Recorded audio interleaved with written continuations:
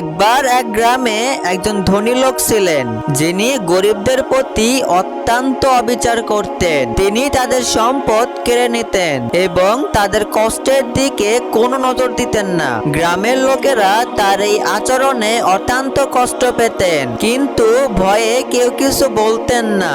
একদিন গ্রামের এক আলেম তাকে দেখতে গেলেন এবং বললেন, যে ব্যক্তি অন্যদের প্রতি অবিচার করেন, আল্লাহ তাআলা তার বিচার করবেন। দুনিয়ার ক্ষমতা ক্ষণস্থায়ী, কিন্তু আখিরাতের ক্ষমতা চিরস্থায়ী। এই কথাগুলো শুনে ধনী ব্যক্তি চিন্তিত হয়ে পড়ল এবং রাতে স্বপ্ন দেখল যে তিনি এক কঠিন বিচারের দিবসে দাঁড়িয়ে আছেন, যেখানে তার সমস্ত অন্যায় কাজের জন্য তাকে জবাবদিহি করতে হচ্ছে।